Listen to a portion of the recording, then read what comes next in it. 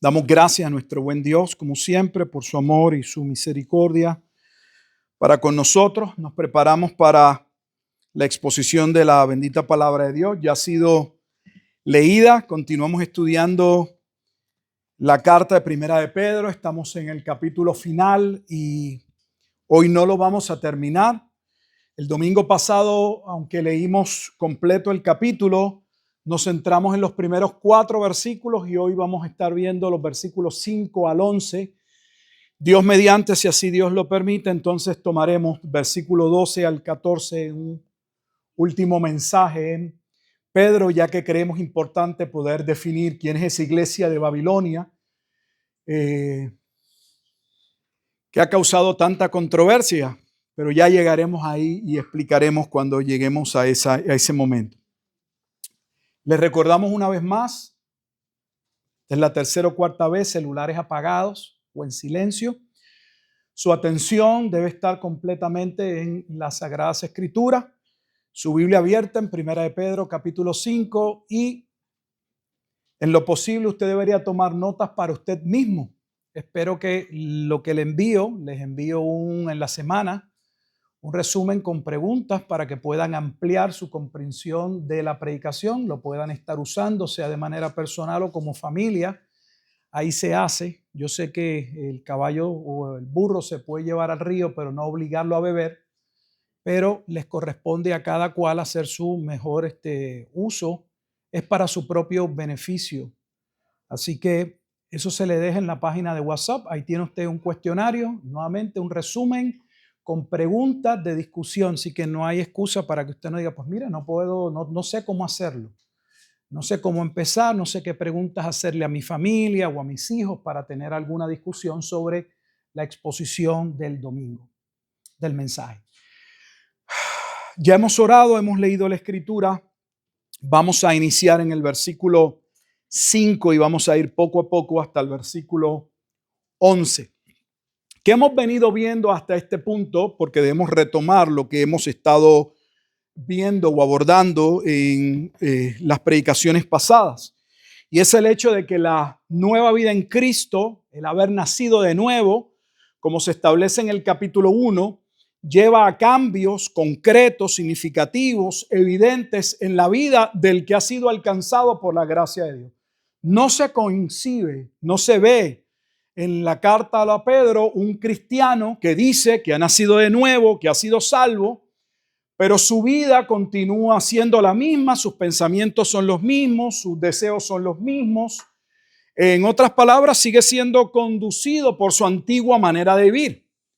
La Escritura dice que los creyentes, aunque todavía luchan con su antigua manera de vivir, Efesios capítulo 4, versículo 22 nos lo recuerda. Nos dice, despojaos pues del viejo hombre que está viciado. Mire la palabra que se utiliza en la Reina Valera. Está viciado con esos deseos engañosos, con esas concupiscencias, con esos pensamientos que no se ajustan a la palabra de Dios, con esos actos todavía de rebeldía, de soberbia, de prepotencia, de ese egoísmo irracional que es característico del hombre en su estado caído. Una vez Pedro describe eso y dice que hemos sido salvos por la gracia, colocados no solo unidos a Cristo, sino unidos a un cuerpo, y es a esos otros santos que también son alcanzados a la iglesia. Se empieza a hablar de la vida del cristiano en sociedad y su relación con la ley, su relación en su trabajo. A veces pensamos que la vida cristiana es una vida cultica, de venir un domingo y escuchar algún sermón, dar alguna ofrenda e irnos hasta el próximo domingo.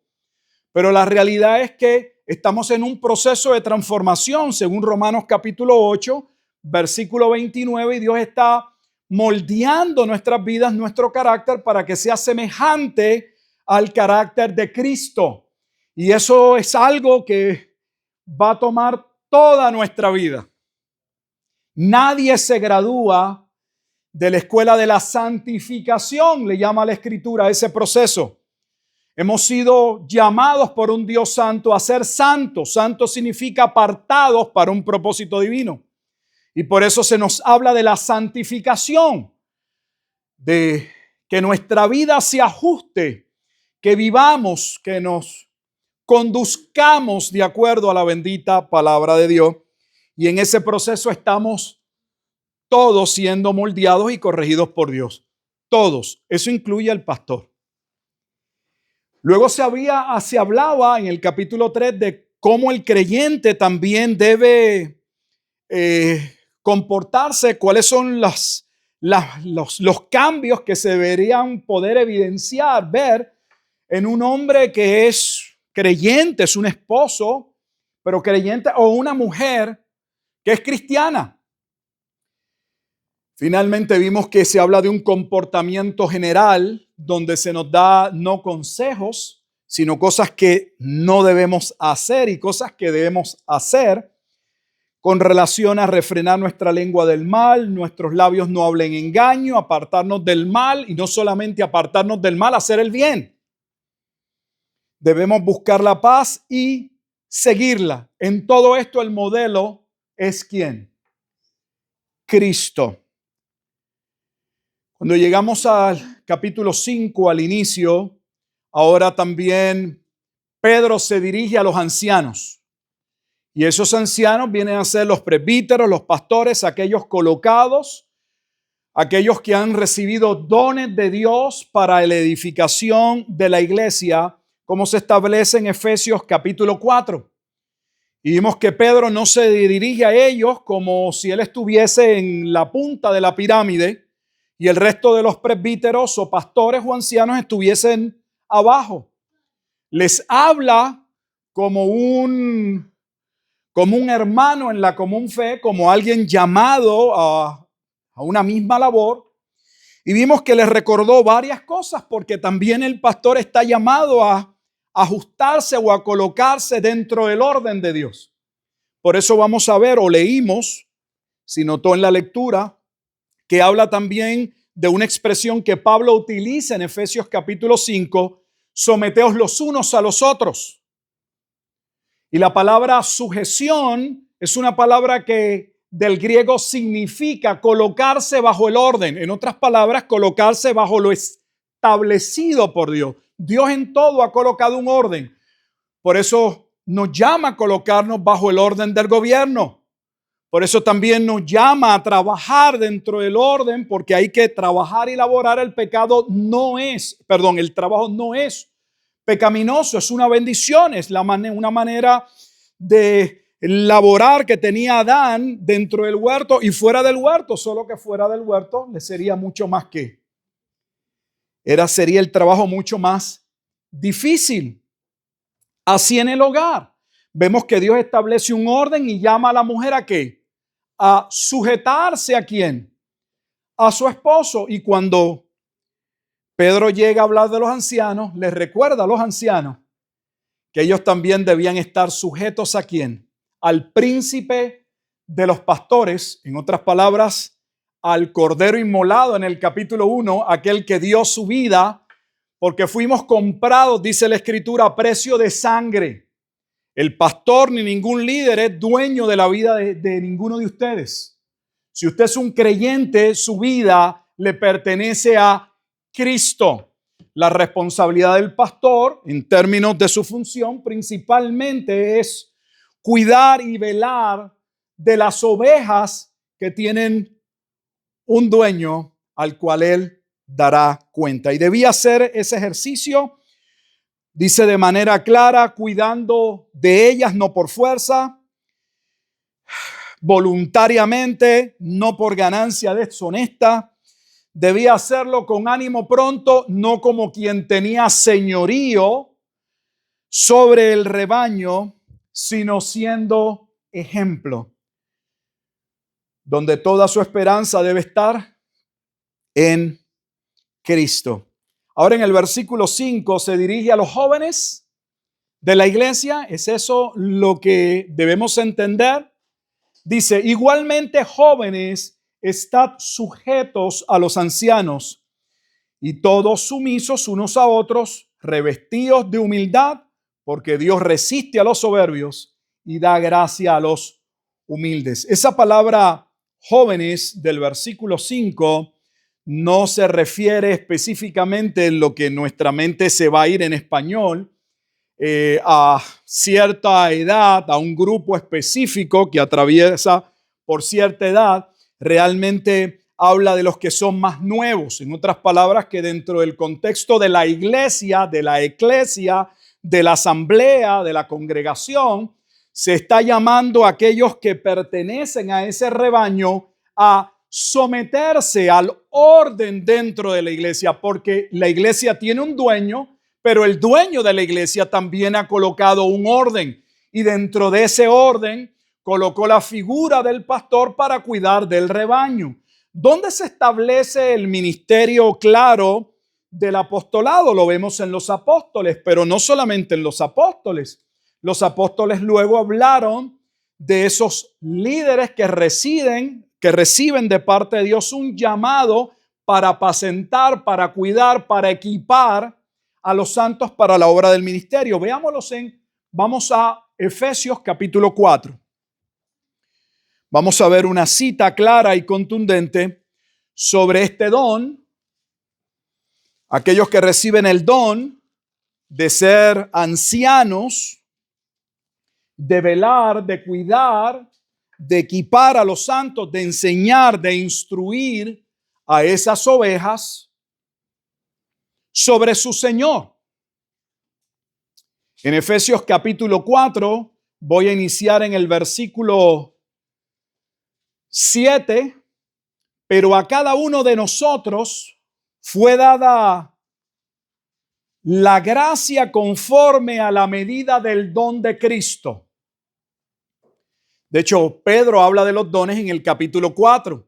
Cuando estuvimos en el capítulo 4, Pedro dice cada uno o cada cual, conforme al don que ha recibido, ministrelo ¿qué? A otros. Si mi mente no falla, es Primera de Pedro, capítulo 4, versículo 10. Versículo 8, estamos en Efesios 4, 8. Por lo cual dice, subiendo a lo alto, llevó cautiva la cautividad y dio dones a los hombres. Está hablando de Jesucristo. Y eso de que subió, ¿qué es? Sino que también había descendido primeramente a las partes más bajas de la tierra. El que descendió es el mismo que también subió por encima de todos los cielos para llenarlo todo.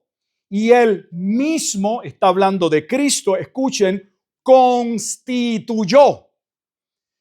De la misma forma y en la misma manera en que Jesucristo tenía seguidores, pero vemos en los evangelios que en un momento determinado, por ejemplo en Mateo, en el capítulo 10, es el capítulo donde Mateo muestra, señala, habla de cómo Jesús escogió 12 discípulos a los cuales comisionó la predicación del Santo Evangelio. Dice, y él mismo constituyó a unos apóstoles. La palabra apóstoles significa enviados, y en un sentido, cada creyente es una apóstol, alguien que ha sido comisionado, aunque aquí se refiere a esos líderes que estaban en el primer siglo, a otros profetas, y en nuestra mente se va a profeta como solo alguien que recibe una visión de Dios.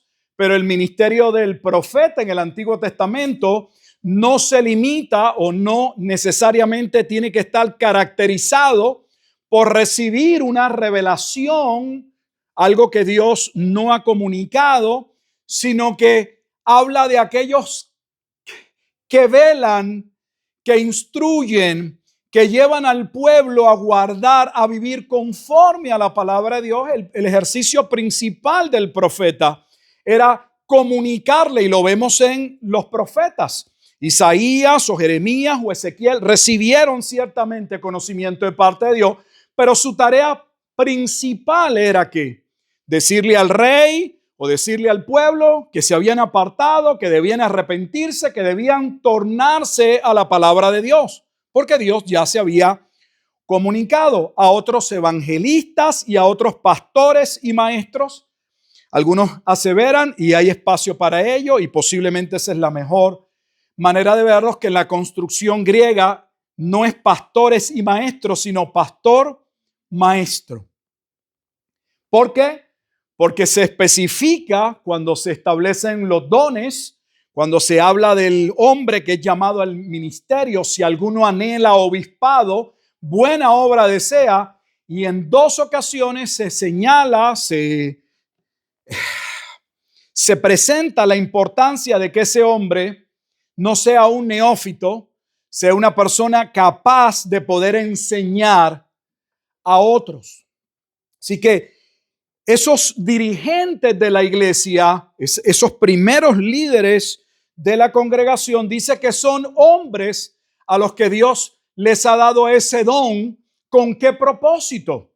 ¿Cuál es el propósito? Ve el propósito. La palabra a fin en el versículo 12, cuando iniciamos la lectura a fin, ese a fin es con el propósito, a fin de perfeccionar, y ya va a ver por qué esto es importante en Pedro, de perfeccionar. La palabra perfeccionar es la palabra equipar, de equipar a los santos, y aquí los santos son los creyentes, los que han creído, la iglesia, para la obra del ministerio, para la edificación del cuerpo de Cristo, hasta que todos lleguemos a la unidad de la fe y del conocimiento del Hijo de Dios, a un varón perfecto, a un varón maduro, a la medida de la estatura de la plenitud de Cristo. Eso es Romanos 8:29, que ya habíamos aseverado. Ese es el propósito de Dios. Dios está obrando principalmente en la vida de su pueblo. Nosotros pensamos en la vida cristiana en ocasiones más como algo que hacemos para Dios, pero el énfasis no es tanto algo que hacemos para Dios, es algo que Dios está haciendo en nosotros. Porque aún lo que hacemos para Dios, debo recordarles que según Efesios capítulo 2, versículos 8 al 10, y el versículo clave es el 10, nosotros hacemos las obras que Dios que de antemano predestinó. Él es el que pone el querer y el hacer por su bendita voluntad. Así que debemos tener cuidado de atribuirnos cosas como si fuesen nuestras o surgiesen de nosotros. De hecho, Pablo dice, si recibimos estas cosas de Dios, ¿qué razón hay para que nosotros tengamos jactancia? No debería haber ninguna, porque lo hemos recibido de Dios. Así que Dios está obrando en ese pueblo, en esa iglesia. Dice, para que ya no seamos niños fluctuantes, versículo 14. ¿Por qué niños fluctuantes? Pues lo sabemos, es una metáfora que conocemos.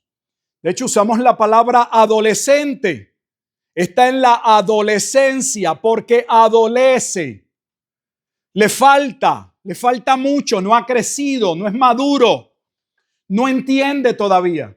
Y usted lo puede ver en el comportamiento de todos, de unos más o menos, de rebelarse, de no querer seguir las normas. En este caso del hogar. Pero también podría pasar dentro de la congregación.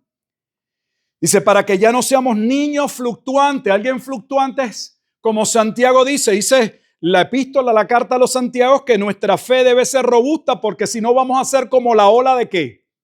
Del mar, que es arrastrada, que es llevada de un lado al otro.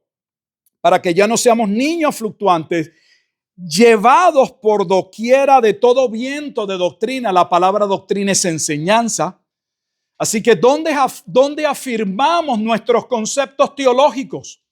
¿Dónde aprendemos a conocer al Dios de la Escritura? ¿Cómo se revela ese Dios? Esas 3 personas, ese soberano plan. ¿Dónde? Lo conocemos ciertamente por la revelación de la Escritura, pero Dios ha colocado, según Pablo, hombres que le dio ese don de no solo velar por el rebaño, sino de instruir o equipar al rebaño. ¿Para qué? Para que crezcan, para que nuestras vidas se ajusten a la palabra de Dios. Porque antes estábamos muertos en delitos y pecados, Efesios capítulo 2. ¿Y qué significa estar muerto en delitos y pecados según Efesios capítulo 2? Pues vivíamos conforme a ¿qué? Al príncipe de la potestad del aire. Vivíamos conforme a los designios del mundo. Por eso Romanos capítulo 12, versículo 2 dice, no os conforméis a este siglo, sino transformaos por medio de la renovación de nuestro entendimiento, de nuestros pensamientos.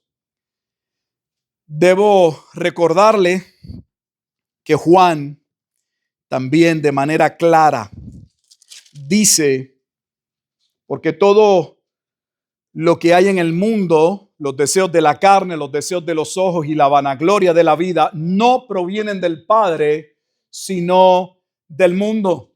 Y el mundo pasa y sus deseos, pero el que hace la voluntad de Dios permanece para siempre. Al punto que señala en el versículo 15 del capítulo 2, primera de Juan 2:15, no améis al mundo ni las cosas que están en el mundo. Si alguno ama al mundo, y aquí se refiere al pensamiento, a las costumbres, al patrón de vida.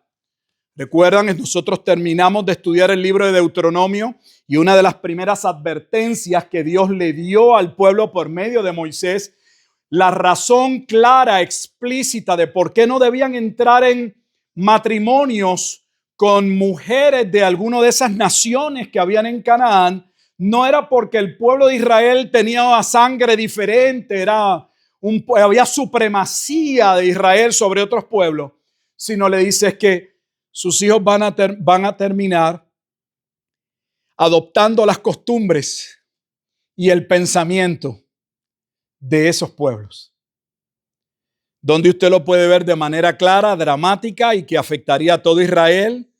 Luego con su hijo ya Israel no podría ser el Israel unificado, sino el Israel dividido con Salomón. En todas las esposas que tomó esposas que no eran de Israel y terminó adorando dioses paganos y dando un muy mal precedente o ejemplo, o mal ejemplo, debemos decir, al pueblo. Así que Dios ha colocado a esos pastores para enseñar la doctrina, para que nosotros aprendamos la palabra de Dios.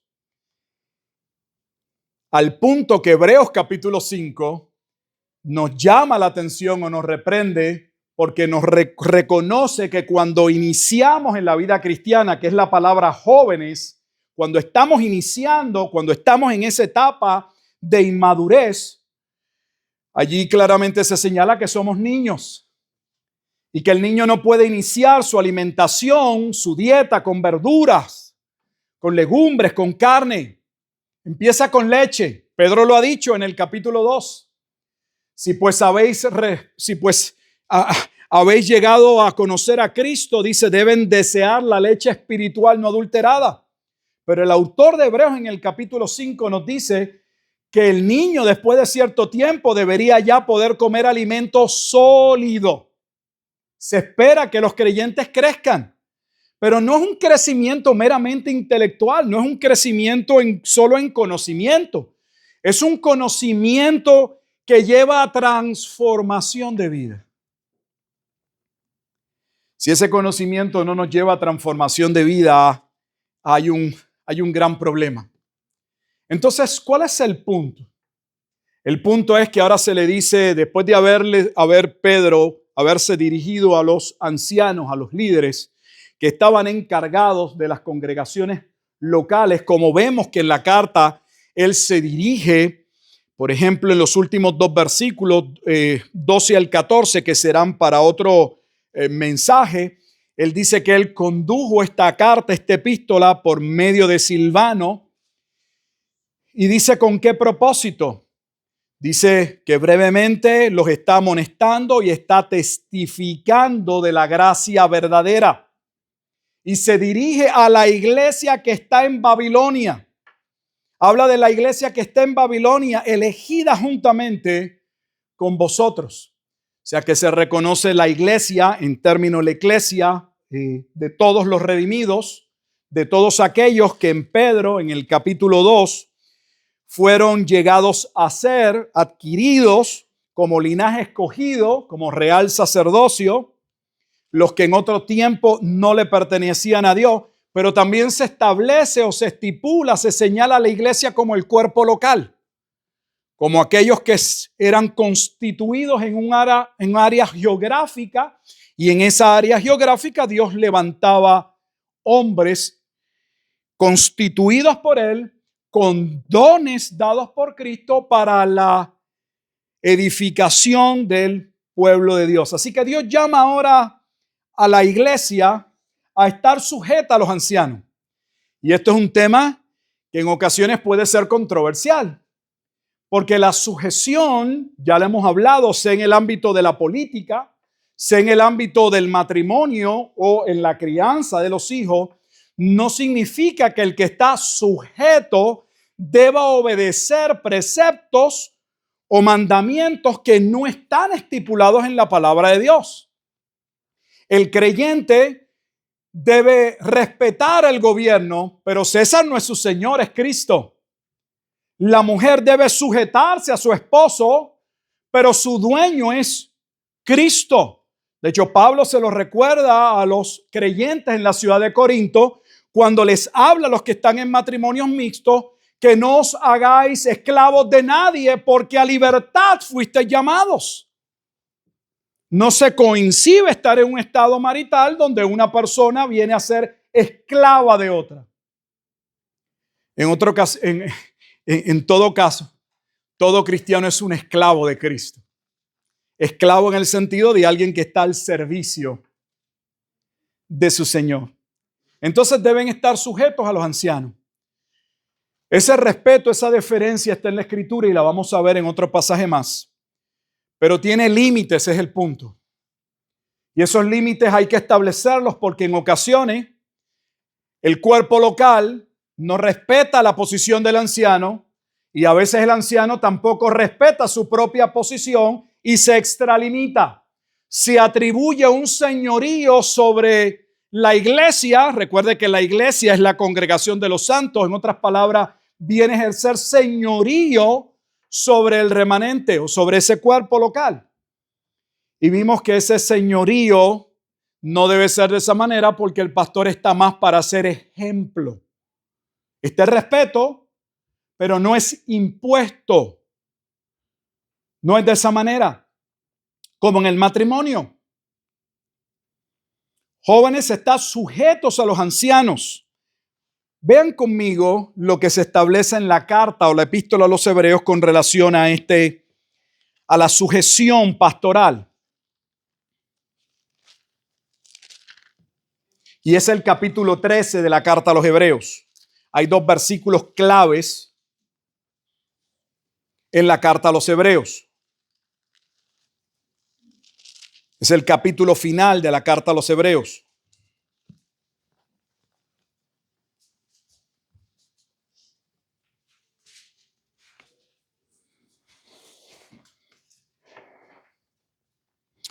Mi Biblia tiene como perícopa encabezado título, arriba del capítulo 13, deberes cristianos. Deberes. Y como parte de esos deberes, en el versículo 7, mire lo que dice la Escritura. Acordaos de vuestros pastores que os hablaron la palabra de Dios, porque el pastor no viene a contar su historia, su teoría, su tesis. La palabra de Dios debe reinar. Usted no viene a escuchar la teoría de un hombre. ¿Qué dice la Escritura? Y la exposición de la Escritura debe ser enseñada sobre la base de la Escritura.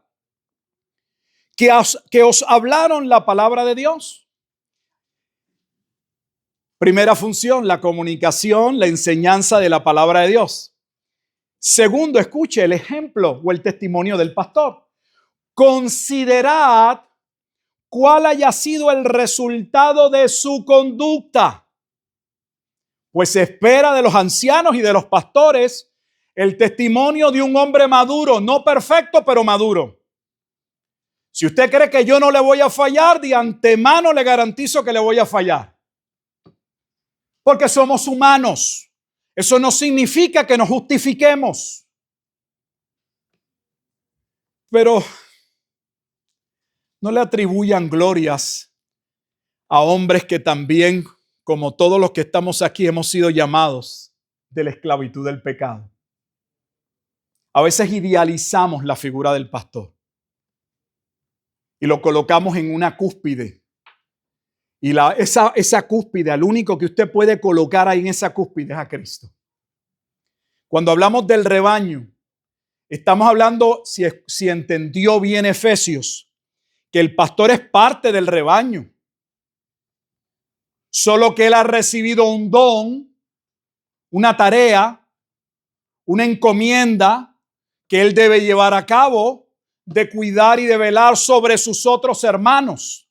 Pero él no está por encima ni está excluido del rebaño. Él está en el rebaño.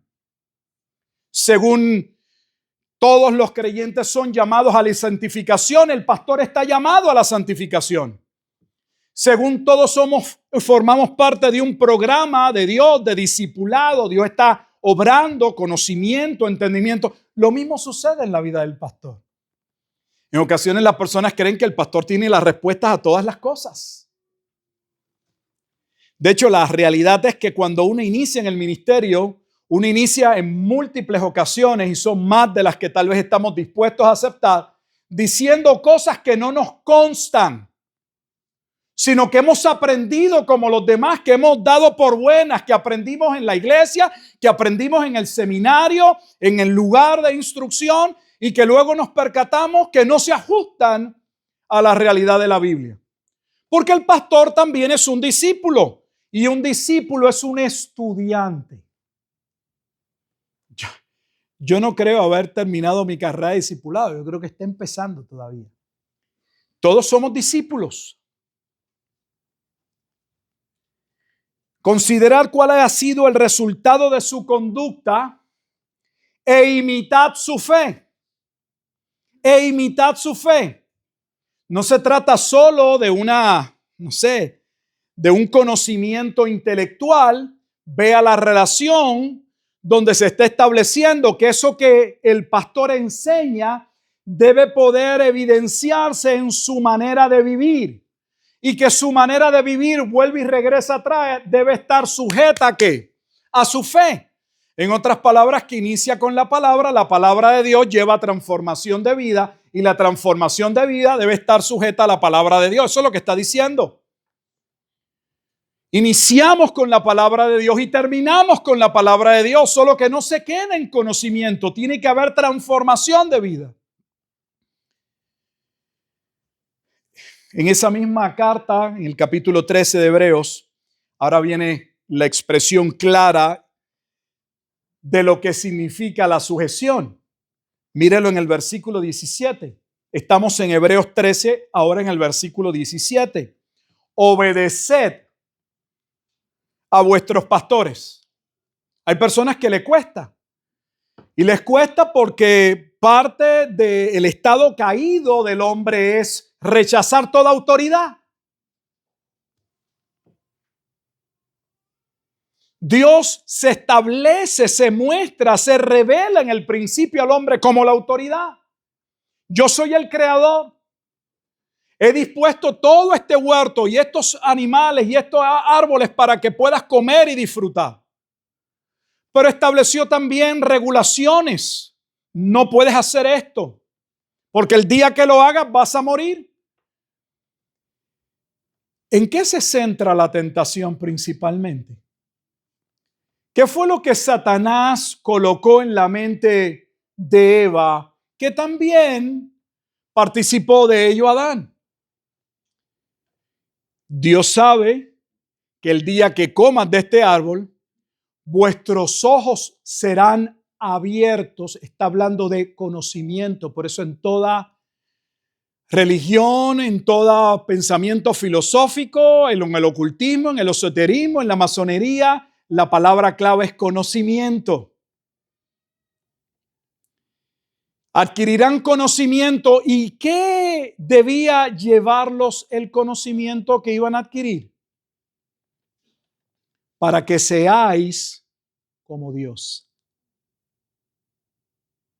En otras palabras, la promesa es Si tomas de este conocimiento, si participas de lo que Dios te dijo que no debías participar, tu entendimiento, tu mente, tus pensamientos van a cambiar. No necesitas a Dios para vivir la vida.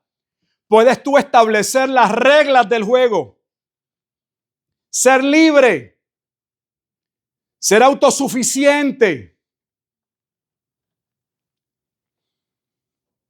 Dios creó un hombre para estarle sujeto. Y el verdadero creyente aprende que la verdadera libertad no se consigue sino en servidumbre a Dios o a Cristo, que ha sido nuestra búsqueda de libertad la que nos ha llevado a la esclavitud. Que pensando que tenemos el derecho de hacer, de actuar, de decidir, porque es nuestra vida, que debo corregirlo porque lo usamos todo el tiempo. Y si lo entendemos entre los hombres, esa es tu vida y la distinguimos de ese ser versus este otro ser.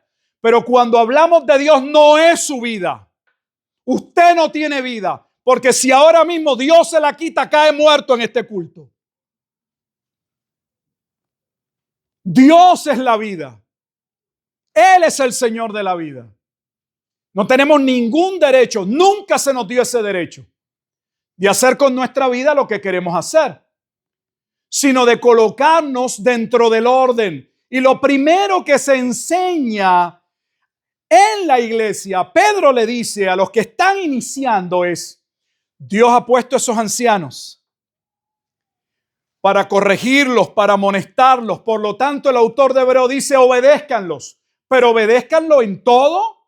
No, como una mujer no debe obedecer a su esposo en todo, porque si le está pidiendo cosas que son contrarias a la Escritura, la esposa no tiene por qué obedecerlo. Si el gobierno nos pide hacer cosas que son contrarias a Dios, nuestra respuesta debe ser llana y contundente, como fue la de Pedro ante el Sanedrín, que era el cuerpo político religioso más importante. ¿Acaso obedeceremos a los hombres antes que a Dios?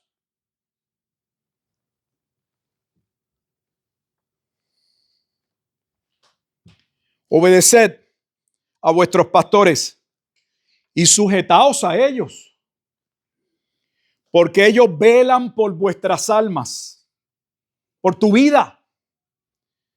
¿En qué sentido? En términos de ayudarte a crecer en el conocimiento de la Escritura, porque ya Dios te ha levantado a la vida, si no, no fueras cristiano. Ser cristiano es una regeneración, es alguien muerto que ha sido resucitado. Pero la Biblia describe que el centro y la batalla en la lucha cristiana es en la mente. Por eso se habla de la mente, de renovar nuestros pensamientos. De hecho, Pablo le dice en la carta a los Corintios, en el capítulo 1, llevad todo pensamiento cautivo a la obediencia a Cristo. Porque ellos velan por vuestras almas como quienes han de dar cuenta. Eso es lo que Pedro les está recordando a los ancianos. ¿Cuenta a quién primeramente? Al Dios que los llamó. Pero eso significa que el anciano no dé cuenta a la iglesia local. Sí debe dar cuenta. Y si un anciano es sorprendido en algún acto, puede ser disciplinado. La Escritura lo que nos dice es que debamos tener mucho cuidado cuando se hace un señalamiento sobre un anciano. Porque Jesús ya les había advertido lo que había sido profetizado. Que si se atacaba al Mesías, el rebaño ¿qué? Se dispersaría. La mejor manera de atacar una congregación, sea acusándole de pecado o de insinuaciones pecaminosas o de mala doctrina, es iniciando con el pastor. Un pastor que su mente no está en la palabra de Dios, que su mente no es regida por la palabra de Dios, que no está sujeto a la palabra de Dios, no le puede enseñar la palabra de Dios a la congregación. Así que si usted fuera el diablo, si estuviéramos en el imperio del mal, es más fácil corromper el entendimiento de aquellos que se preparan para la obra del ministerio. Porque una vez los bombardeamos con todo tipo de teorías, confusión, así se pararán lamentablemente muchos de ellos en los púlpitos a decir lo que aprendieron en los seminarios. Así que cuidado, porque no todos los seminarios ejercen una función adecuada.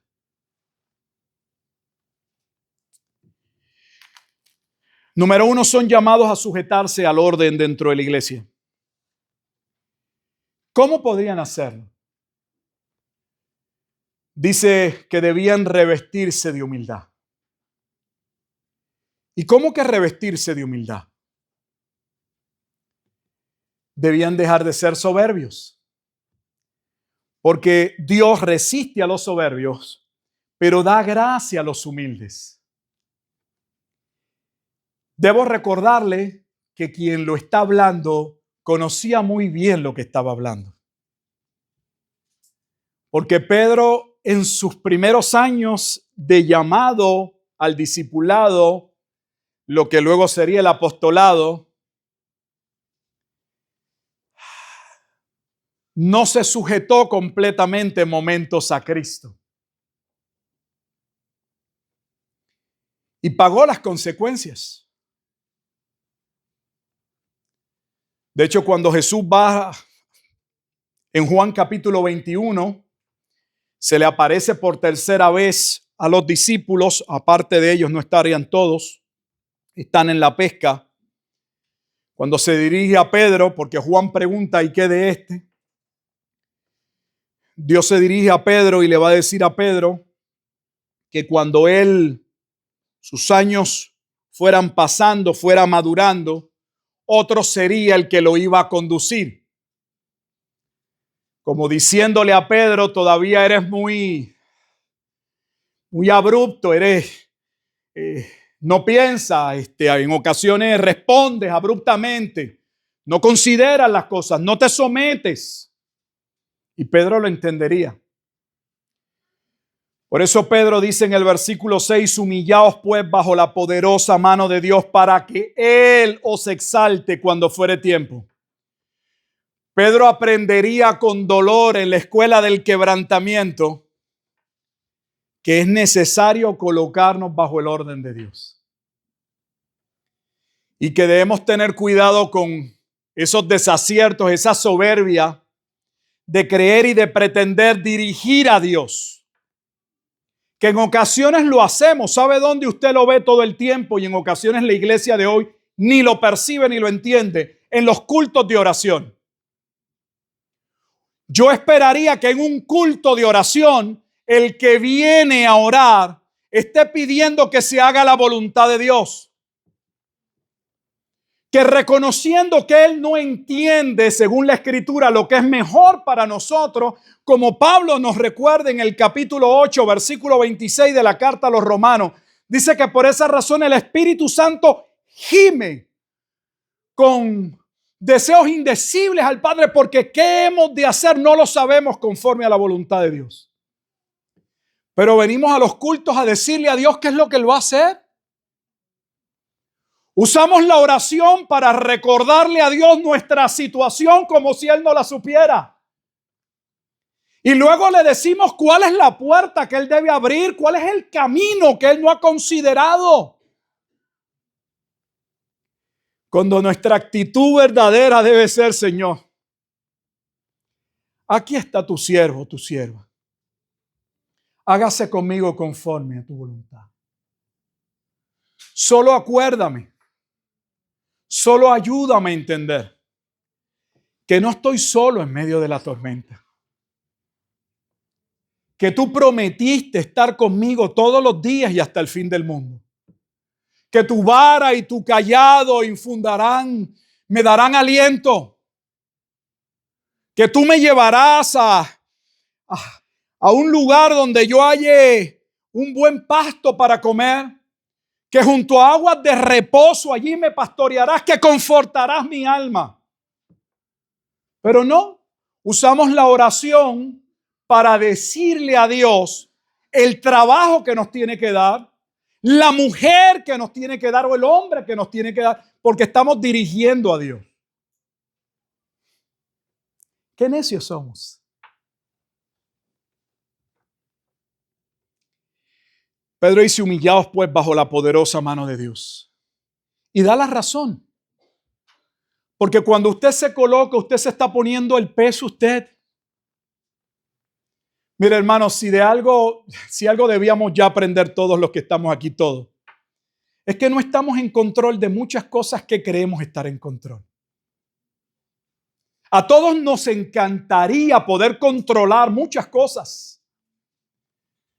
Por eso el ser humano tiene fascinación con querer conocer el futuro. ¿Para qué? Para tratar de adelantarse, prepararse. Pero aquí dice que a nosotros no nos debe interesar ese futuro, porque ese futuro ya está en las manos de Dios. Dice el versículo 7, echando toda vuestra ansiedad sobre Él. Echando toda vuestra ansiedad sobre Él. ¿Por qué? Porque nuestra dependencia y nuestra esperanza deben ser en Dios y solo en Dios. Ahí da la contestación. Porque Él tiene cuidado de vosotros. ¿O acaso dudamos del cuidado de Dios? Para que usted entienda de manera clara que lo que estoy diciendo está en la Escritura, me gustaría mostrárselo. Abra su Biblia en Mateo capítulo 7.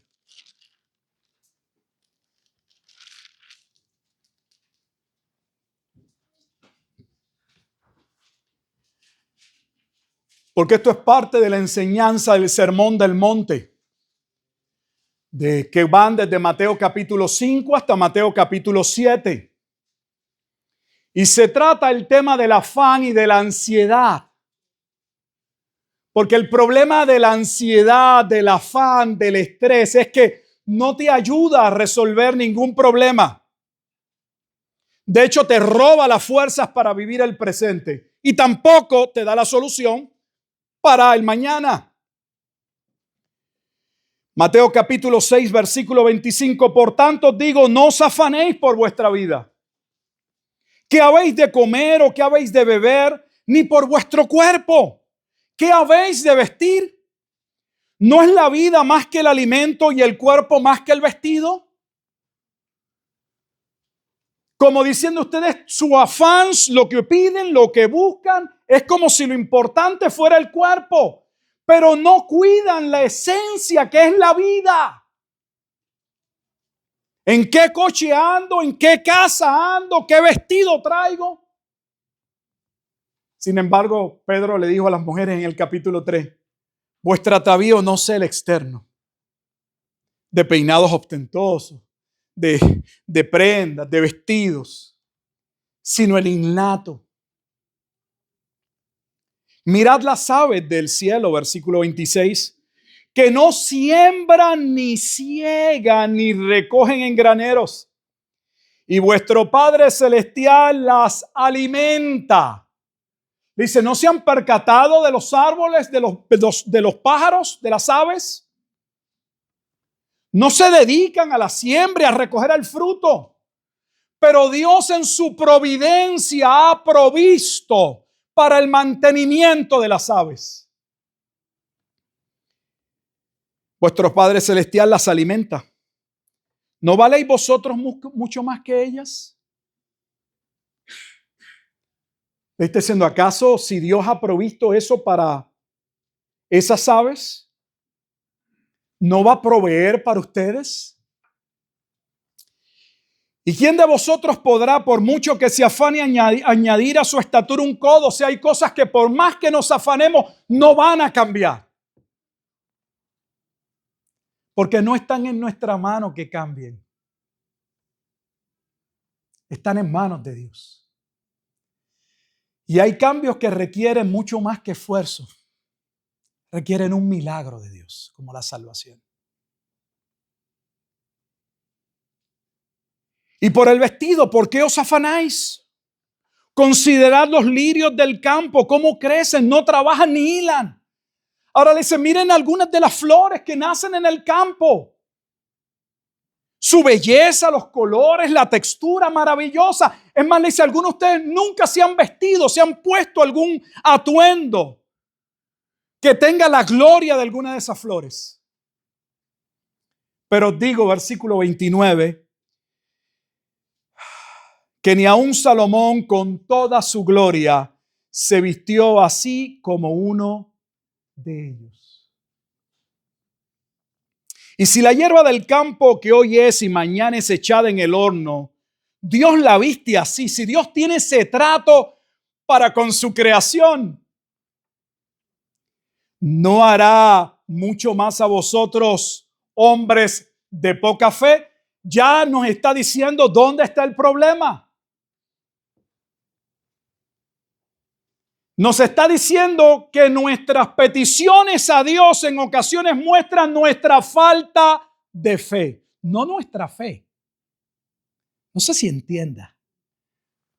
Oramos y creemos que estamos orando porque estamos creyendo, y lo que estamos demostrando con nuestra oración es que no le creemos a Dios. Es más complejo de lo que uno cree.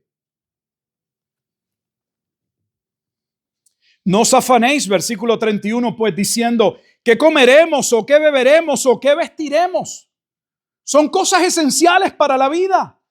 Y Dios no está diciendo que no sean importantes, sino el lugar en el que las colocamos en nuestra vida. Versículo 32, mire lo que dice, porque los gentiles buscan todas estas cosas. ¿Quiénes son los gentiles en el contexto? ¿El hombre que no tiene a Dios? Yo he visto círculos de oración que parece un grupo de gentiles pidiendo por el trabajo, dando gracias por la enfermedad, por que lo sane. Todo es lo mismo, es lo mismo.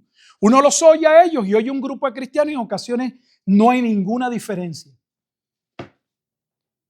Porque los gentiles buscan todas estas cosas. Pero vuestro Padre Celestial sabe que tenéis necesidad de todas estas cosas. A Él no hay que recordárselo.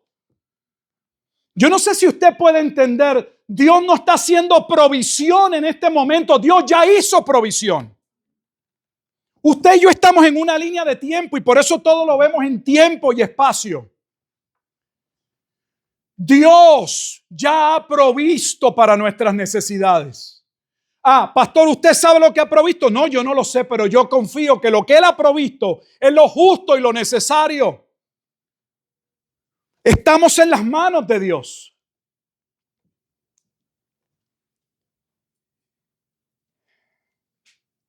Entonces, ¿qué debería estar en nuestra mente?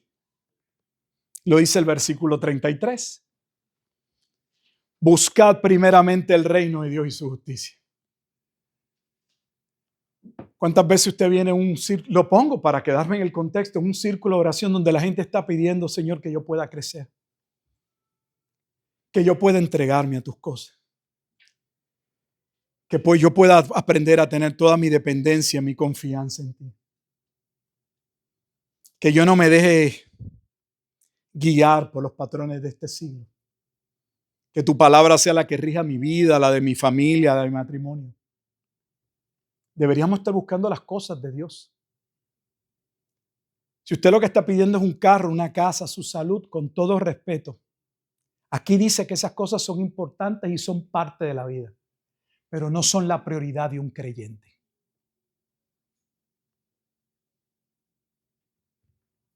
Mas buscad primeramente el reino de Dios y su justicia, que yo pueda caminar, oh Dios, de acuerdo a tu palabra, que yo pueda obedecerte en cada área de lo revelado, de lo enseñado, de lo que he sido instruido. Esa es la oración, ese es el pensamiento del creyente.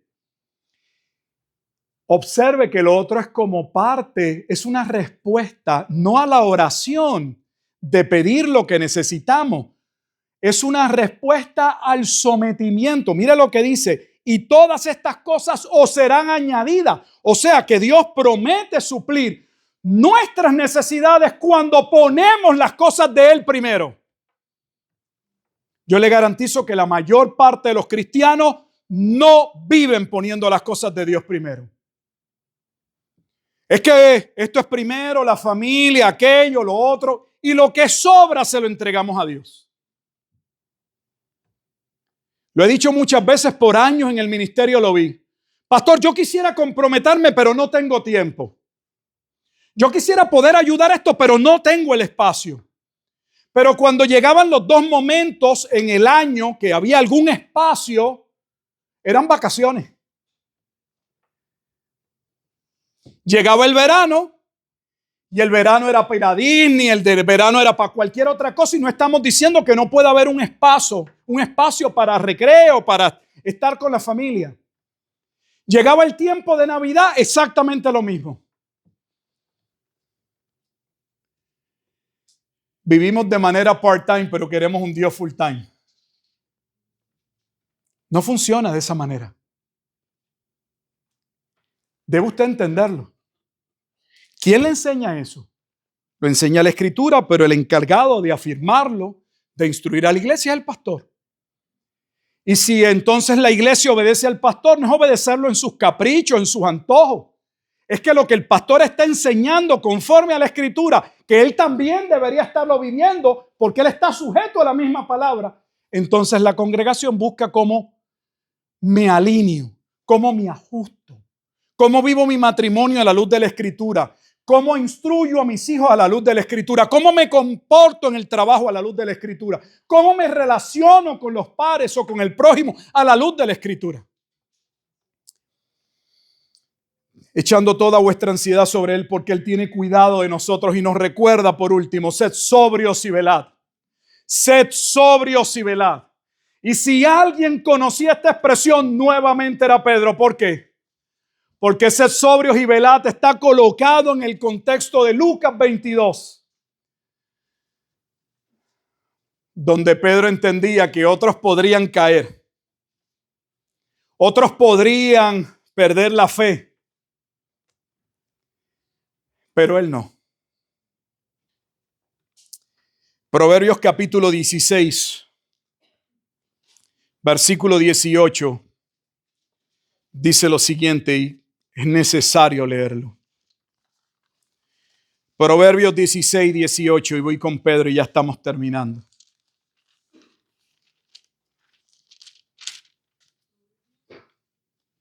Proverbios capítulo 16, versículo 18, escuche. Antes del quebrantamiento es la soberbia. No, eso no es conmigo, eso es con otros. Otros han caído, pero yo no. Eso le pasa a otros, pero yo no soy tan torpe. Antes del quebrantamiento es la soberbia. Y antes de la caída, la altivez de espíritu. Por eso Pedro le dice a sus hermanos lo que él había aprendido con dolor. Pedro no es un arrogante diciéndole a otros, yo no me he estresado. Yo siempre he tenido mi familia y todo en orden. Pedro no está colocándose como el modelo. Pedro está hablando como un hombre que conoce porque ha sido cincelado por la mano del maestro.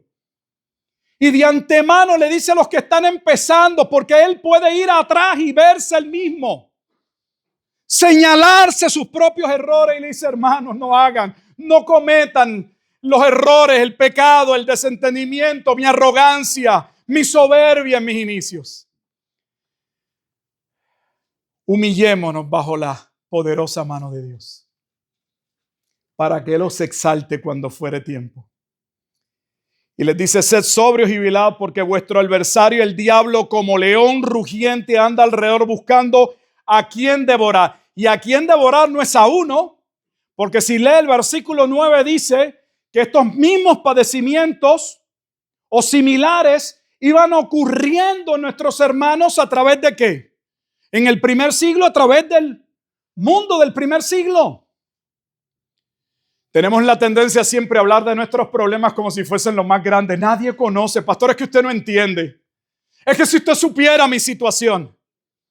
Yo no tengo que conocer tu situación. Pero tú debes conocer que Dios sí la conoce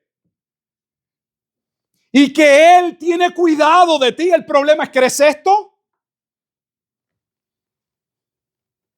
Entonces, si no se trata de pedirle a Dios por las cosas básicas de la vida, y Dios nos ha dicho que se trata de aprender a confiar en Él, de hacer un cambio en nuestras prioridades, en nuestra manera de vivir, en nuestra manera de entender el mundo y colocarlo a Él como el principio, el primado de todas las cosas. La pregunta que debemos hacernos es, ¿no estaremos recibiendo de Dios porque nuestras vidas no se ajustan al orden de Dios? ¿Cree usted que Dios puede bendecir a hijos desobedientes? Yo sé que a usted le gustaría tal vez una iglesia donde ahora mismo el pastor esté terminando el culto y los llame a todos a pararse al frente y haga una oración para que usted reciba lo que usted quiere. Pues ese pastor yo no soy.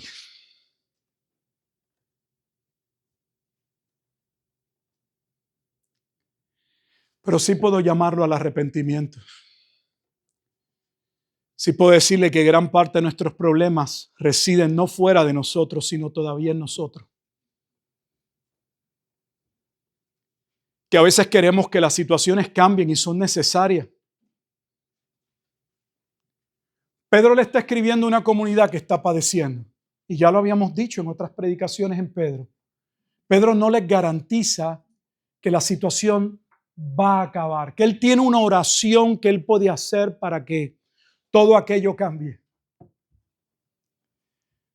Pedro los llama a poner su confianza en Cristo y a soportar el peso de la prueba si ello implicaba el estar viviendo a Cristo.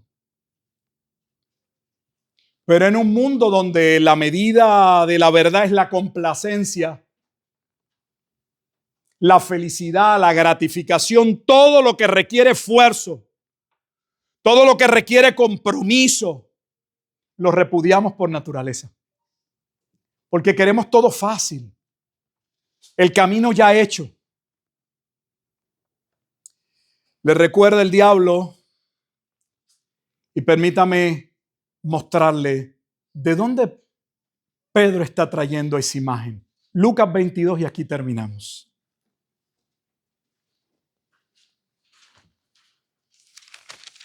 Lucas, Evangelio de Lucas capítulo 22.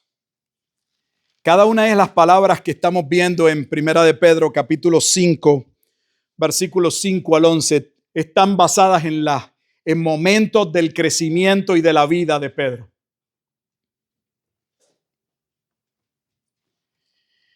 En ese capítulo 22, voy a iniciar en el versículo 1.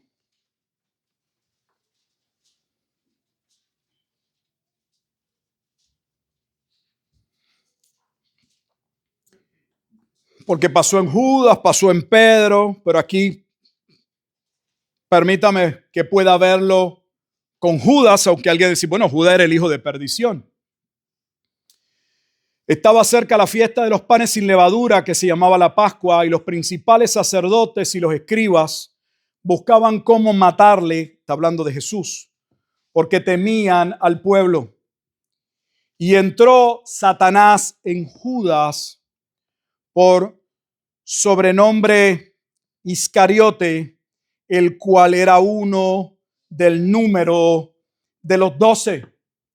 Pedro sabe que Jesús había hablado no solo de la caída de Judas, el hijo de perdición, pero era fácil verlo en Judas.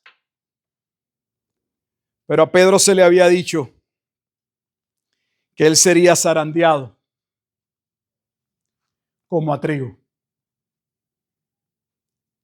En el momento en que él pretendió que otros podrían caer, pero que él no.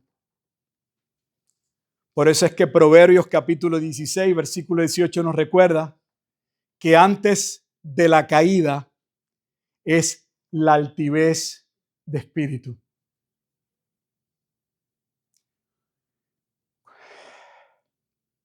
Pablo lo dice en la carta a los Corintios de una manera diferente. Nos dice que debemos cuidarnos porque algunos creen que están muy firmes. Y cuando uno cree que está muy firme, podría estar próximo a caer. Resumiendo, Primera de Pedro, capítulo 5, versículos 5 al 11. Vemos ahora un llamado a la conducta, al entendimiento dentro de la vida de la iglesia, donde aquellos que están y forman parte de ese cuerpo de Cristo, esos más jóvenes o nuevos, porque la palabra jóvenes, si luego quiere buscarlo en un diccionario griego, también significa nuevos. Esos más nuevos, esos que estaban siendo instruidos, esos nuevos que en Primera de Pedro capítulo 2 son los recién nacidos. Esos nuevos debían sujetarse al liderato que Dios había colocado en su iglesia. De hecho, el libro histórico de los Hechos muestra que la iglesia crecía bajo el liderato y la edificación de los apóstoles, siendo la principal piedra del ángulo Jesucristo. Pero eso iba a ser imposible, le dice Pedro, si lo que conducía a su vida era la arrogancia, la soberbia, porque no iban a ver el propósito. Usted sabe que nuestros hijos hay unas edades que nos ven como superhéroes. Papá y mamá y papá y papá es todo lo que ellos ven.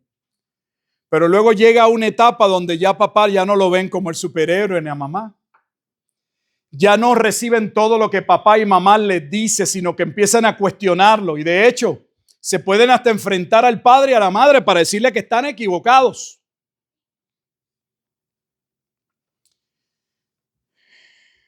Pedro les advierte que esos ancianos habían sido colocados por él mismo para velar y cuidar por el rebaño. De la misma manera en que el verdadero gobierno está puesto por Dios, según Romanos capítulo 13, no para el temor del que hace el bien, sino para temor del que hace el mal. De la misma forma o manera en la que en el contexto hogar, los padres son colocados como autoridad y los hijos deben someterse a los padres. Dicho sea de paso, es el primer mandamiento con promesa. Honra a tu padre y a tu madre para que tus días se alarguen sobre la tierra. Ese Dios que ha colocado ese orden también colocó un orden dentro de la congregación de los santos. Ese pastor tiene una responsabilidad de velar por ese rebaño. Va a dar cuenta al pastor. Pero esos que están ahí deben someterse a la palabra, a la instrucción de la Escritura. Pero eso no sería posible con una actitud de soberbia. Por eso Pedro le dice, deben revestirse de humildad. Y da la razón, porque Dios resiste a los soberbios, pero da gracia a los humildes. Dice, una actitud que va fuera de la voluntad de Dios es colocarse cargas, cuando su esperanza debe estar en Dios. Por eso les recuerda y les dice, echando toda vuestra ansiedad sobre Él, porque Él tiene cuidado de nosotros. Finalmente les dice, aprendan a ser sobrios, a tener cuidado con sus decisiones, a velar, a juzgar las decisiones. Hermanos, somos responsables de las decisiones que tomamos. Dios es soberano, pero esa soberanía no anula nuestra manera de comportarnos, de relacionarnos. Nuestras decisiones deben ser decisiones pensadas en oración, tomadas a la luz de la Escritura. Pablo dice en Efesios capítulo 5 que debemos aprender a llevar todo por medio de la Escritura.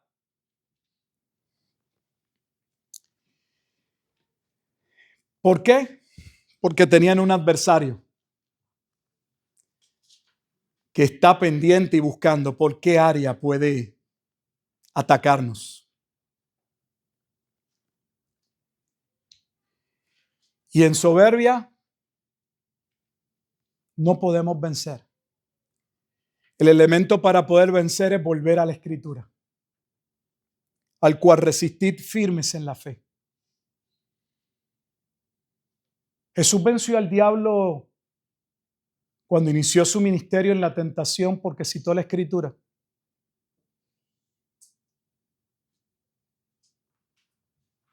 ¿Usted cree que jugar con la Escritura y aprenderse un versículo como si fuese un conjuro?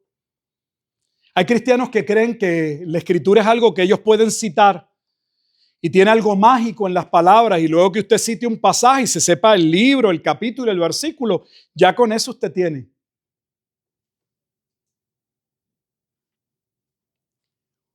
Porque vivía y actuaba conforme a la Escritura. Porque citar la Escritura no era dar a conocer su conocimiento, sino en quién estaba su confianza. ¿Está puesta nuestra confianza realmente en Dios? ¿O está puesta en nosotros? En que tenemos ciertos recursos, ciertas capacidades, no estamos solos, tenemos familias, tenemos amigos.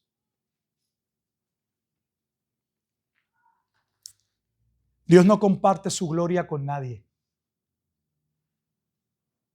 Dios debe ser todo o nada. De hecho, el único lugar, les recuerdo, que la Biblia habla de un medio es en el libro de Apocalipsis. Y no porque exista una vida mediocre o una vida a medias, sino para recordarnos que sería mejor ser fríos, porque a los tibios los vomitará de su boca. Primera de Pedro capítulo 5, versículos 5 al 11 debería llevarnos a examinar nuestras vidas, a pensar por qué nos congregamos, por qué estamos un día como hoy reunidos aquí. ¿Cumplimos con un tiempo, con un espacio? ¿Forma parte solo de algo que es bueno, que tiene algún valor? ¿O estamos aquí porque necesitamos ser instruidos?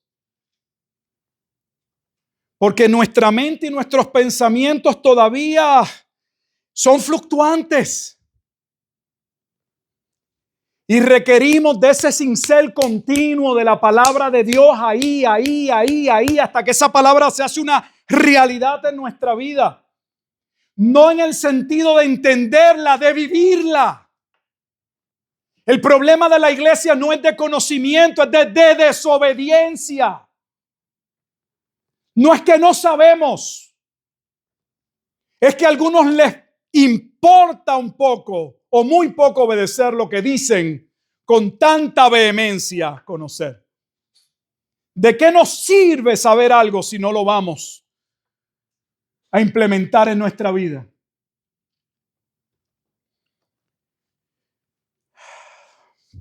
Pedro nos recuerda que cuando nos sometemos a Dios, Él se encarga de terminar la obra que Él comenzó. Después que hayáis padecido un poco de tiempo, versículo 10, Él mismo, Cristo, no las circunstancias, Cristo, os perfeccione. La palabra perfeccionar tiene la connotación de remendar. Somos como una red, ¿recuerdan a Pedro? Luego de aquella pesca que no encontraron, pero las redes había necesarias remendarlas. Dios está trabajando en nuestra vida. Filipenses 1:6. Él mismo os perfeccione, afirme, nos confirme en la verdad, fortalezca. La palabra fortalezca implica que nuestra dependencia, nuestra fuerza, nuestra competencia no provienen de nosotros, sino de Dios. Y luego dice, y establezca como un fundamento, como una base. En otras palabras, Dios comenzó una obra y Él todavía está trabajando en nuestras vidas. No somos obra acabada, nunca lo seremos. Así que nos conviene con humildad, como Pedro dice, reconocer que Dios todavía tiene mucho que decirnos, que hay muchas cosas que deben cambiar en nuestra vida y que no podemos esperar que Dios sea exaltado, glorificado y nos bendiga en desobediencia. Dios nos ayude, oramos. Bendito Dios y Padre eterno, damos gracias en esta tarde por su amor y su misericordia para con nosotros en Cristo. Agradecidos de la obra que usted ha hecho al llamarnos, al elegirnos a esta gracia, como dice Pedro, ya destinada, donde el precio o el costo de nuestra salvación fue la vida de Jesucristo, donde aquel que no tendría pecado vendría a tomar el pecado, vendría a tomar el lugar de aquellos que merecían la muerte. Es Romanos 5:8. Mas Dios muestra su amor para con nosotros en que siendo aún pecadores, Cristo murió por nosotros. Señor, hemos sido resucitados, como dice Pedro, capítulo 2, a una nueva vida. Somos niños en un proceso de crecimiento. Sabemos que es una metáfora, pero está basada en la realidad de que debemos crecer, de que debemos aspirar hacia la madurez, que por eso tenemos advertencias, como mencionamos antes en Hebreos capítulo 5, donde aquellos que se mantienen en la leche y no crecen son señalados, son amonestados, porque ya deberían participar del alimento sólido y deberían estar en la capacidad de poder ellos también enseñar, compartir tu palabra con otros. Ayúdenos, oh buen Dios. Ayúdenos a crecer como congregación.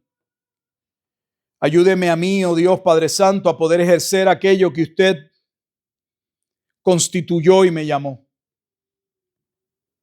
A poderlo hacer como dice el autor de Hebreos en el capítulo 13, de buena voluntad. Porque en ocasiones no siempre lo hacemos de esa manera. Amar el rebaño. A velar del rebaño y a dar ejemplo no como aquel que quiere ejercer señorío, sino como aquel que vela por las almas de sus hermanos. Damos gracias, oh Dios, porque este pasaje nos recuerda que la iglesia no es sostenida por un cuerpo de ancianos, un liderato de humanos, sino por el Dios del cielo, que ha constituido todas las cosas para su gloria y para beneficio de aquellos que Él llamó a salvación. Entonces, Señor, de buena voluntad nos sometemos a su bendita palabra y que podamos entender que en cada área de nuestra vida debemos ajustarnos a ella. Y no es que es posible, la realidad es que hay muchas áreas de nuestra vida que no se ajustan a su palabra. Y deberíamos sentirnos mal. Debería darnos dolor. Pero en ocasiones lo triste es que algunos parecen no preocuparse por ello. Ayúdanos, oh Dios, a cuando pecamos, a cuando transgredimos su bendita palabra, a recordar que tenemos un abogado, que si confesamos nuestros pecados, usted es fiel y justo para perdonarnos y librarnos de toda maldad, pero que es necesario acercarnos y confesar nuestros pecados. Y confesar no solo lo que hemos hecho mal, sino con la disposición y el corazón de comenzar a hacer aquello que es correcto, aquello que es de acuerdo a su voluntad. Prepárenos, oh buen Dios, para poder participar de lo que resta del servicio. Tenga misericordia de ovejas necias como nosotros, que en ocasiones tenemos delirios de grandeza, pero la realidad es que ninguno de nosotros todavía da la medida de la estatura de la plenitud de Cristo. Pero qué bueno, Dios, que no se trata de nuestro esfuerzo, Filipenses 1:6 dice, estando persuadidos, convencidos de esto, que el que comenzó en vosotros la buena obra, la perfeccionará hasta el día de Jesucristo. Continúa obrando en nuestras vidas, oh Dios. Y de hecho, gracias, porque lo hace a pesar de que nosotros no entendemos muchas veces. De que quisiéramos evadir situaciones, salir corriendo, porque no entendemos como Pedro que hay eventos y situaciones que son necesarias. Gracias, Señor, por su cuidado para con nosotros. Y perdónenos porque, como dice Hebreos 13, que podemos señalarlos para otros, pero lo podemos ver en nosotros. La disciplina no parece ser causa de gozo, pero aquellos que son ejercitados en ella, dice que luego dan fruto apacible de justicia. Gracias por su corrección. Gracias por ser nuestro Padre. Prepáranos en esta hora para acercarnos a la mesa y poder participar del pan y de la copa que representan la obra gloriosa de aquel Cordero inmolado que dio su vida por aquellos que el Padre le dio. En Cristo Jesús oramos y damos gracias. Amén. Amén.